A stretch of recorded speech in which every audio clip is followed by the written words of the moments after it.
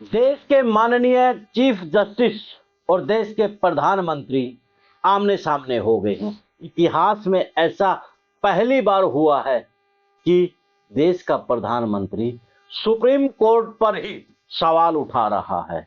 सवाल इसलिए उठा रहा है क्योंकि उसे चीफ जस्टिस के दिए गए फैसलों से खुन्नस होने लगी है।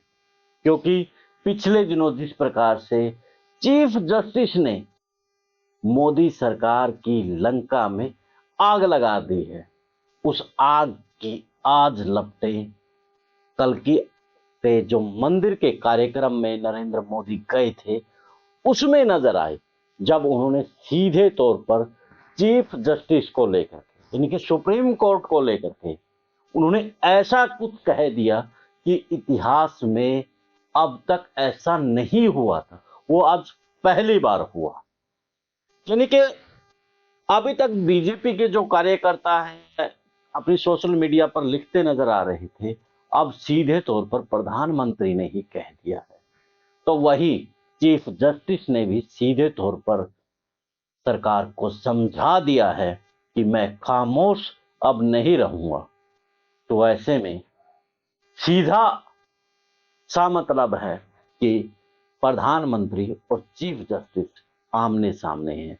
चुनाव का समय नजदीक है, तो सरकार के लिए ये बड़ा खतरनाक है।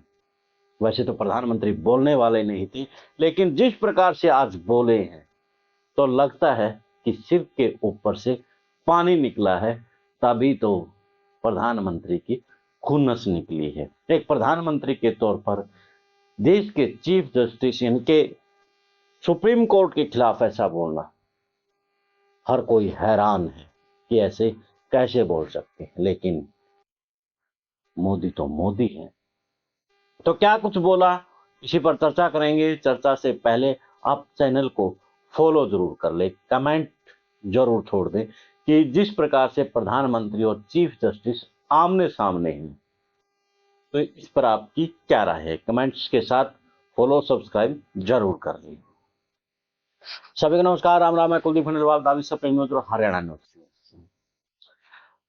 जब से डीवाई चंद्रचूड़ जी ने चुनावी बॉन्ड को लेकर के अपना फैसला दिया है, तब से पूरी बीजेपी में खलबली है।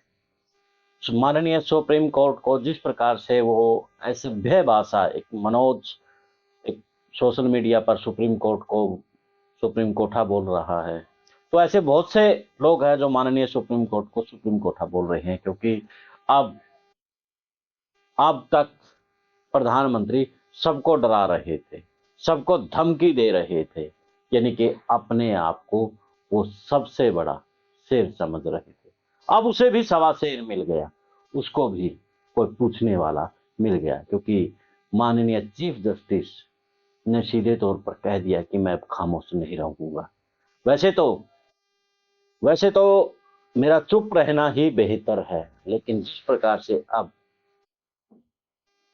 खेल हो रहा है, मैं चुप नहीं रहूंगा। माननीय chief justice Rajendra Prasad national law university में गए थे, वहां पर अपना वक्तव्य देते हुए उन्होंने कहा कि हमारी खामोशी सही नहीं है, मैं ताबड़तोड़ फैसले लूंगा और सरकार से सवाल भी करूंगा, और जो गलत कानून बनाए गए हैं उन पर मैं अपना कानूनी हथौड़ा भी चलाऊंगा।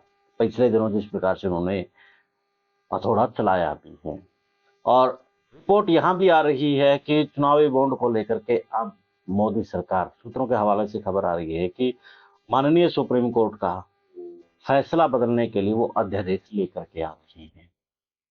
तो इसी बात को लेकर के शायद चीफ जस्टिस ने कहा है कि आपके जो गलत कानून हैं उनके ऊपर मेरा कानूनी हथौड़ा चलेगा। तो वही नरेंद्र मोदी ने जो आज कार्यक्रम था वहां पर अपनी खुनुस निकाली है, और व्यंग्यात्मक तरीके से बोलते हुए उन्होंने कहा है कि कृष्ण के घर सुदामा चावल की पोटली देते हैं, और अगर आज के समय में उसकी वीडियो आ जाती है तो उस वीडियो की पहले तो पीआईएल लगेगी, यानी कि जनहित याचिका लगेगी। उसके बाद सुप्रीम कोर्ट उसको भ्रष्टाचारी यानी कि कृष्ण को भ्रष्टाचारी घोषित कर देगा।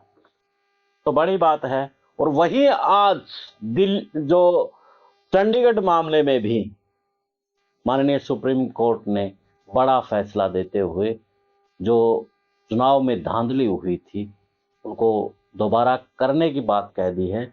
और जो पीठासीन था, अधिकारी था, उन्हें भी सीधे तौर पर चेतावनी दे दी कि अगर दोषी मिले तो कार्रवाई तुम्हारे ऊपर होगी। तो जिस प्रकार से देख रहे थे देश के अंदर हर दिन हर नेता को ईडी और सीबीआई से डराया जा रहा था, तो अब माननीय चीफ जस्टिस सरकार को डरा रहे हैं। खैर, ये एक कहावत भी है कि शेर को सवा शेर मिल ही जाता है। अब तक जो चीफ जस्टिस थे जैसे रंजन गोगोई और भी उन पर सवाल खड़े हुए थे, तो ऐसे में चीफ जस्टिस से अब डीवाई चंद्रचूड़ साहब से देश को उम्मीद जागी है।